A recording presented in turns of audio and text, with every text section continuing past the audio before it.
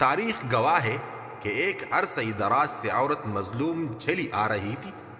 یونان میں، مصر میں، عراق میں، ہند میں، چین میں، غرض ہر قوم میں، ہر خطہ میں کوئی ایسی جگہ نہیں تھی جہاں عورتوں پر ظلم کے پہاڑ نہ ٹوٹے ہو۔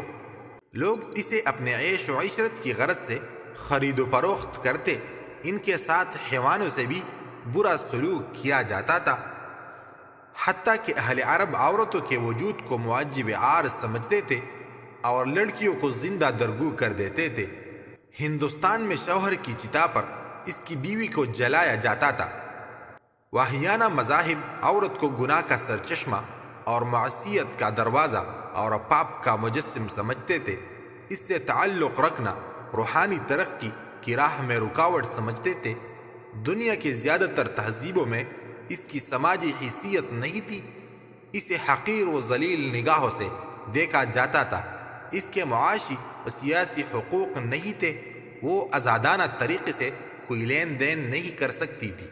وہ باپ کی، پھر شوہر کی اور اس کے بعد اولاد نرینہ کی تابع اور محکوم تھی۔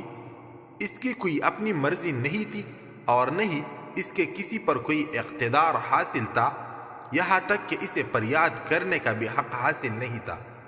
عورت ناز سے گوندی گئی ہے اور ناز کی حقدار ہے۔ اما عائشہ صدیقہ رضی اللہ تعالی عنہ جب بھی روٹتی تھی کہ سرور کائنات منائے اور منایا جاتا تھا، یہ عورت کا حق اور مرد کا فرض ہے۔ محبت کے قرض ایسے ہی لوٹائے جاتے ہیں۔ محبت میں شدت معنی نہیں رکھتی، محبت میں عزت معنی رکھتی ہے۔ جب دل کسی شخص پر ٹھہر جائے تو دماغ کسی اور کو قبول کرنے کے قابل نہیں رہتا۔ نیک اور فرمان بردار بیوی گھر کی رونق ہوتی ہے۔ وہ بیوی بہت خوش نصیب ہے جس کے غیر موجودگی میں اس کا شوہر بے چین رہے۔ جب کوئی پسند آ جائے تو دوسروں سے نہیں پوچھتے کہ وہ کیسا ہے۔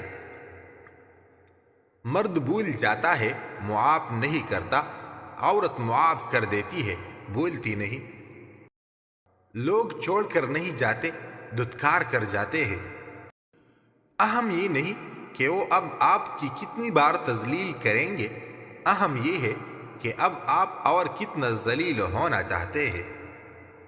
بارگاہ رب العزت میں دعا گو ہوں، اللہ پاک آپ کو اپنی رحمتوں اور برکتوں سے مالا مال کرے، رزق میں خیر و برکت عطا فرمائے اور ہمیشہ اپنے حفظ و امان میں رکھے، آمین۔ عورت کی دو حرکتیں جو مرد کو بہت پسند ہوتی ہے: نمبر 1 مرد کو غصے میں دیکھ کر عورت کا خاموش ہو جانا، نمبر 2 کوئی بھی نیا کام کرنے سے پہلے مرد سے مشورہ لینا۔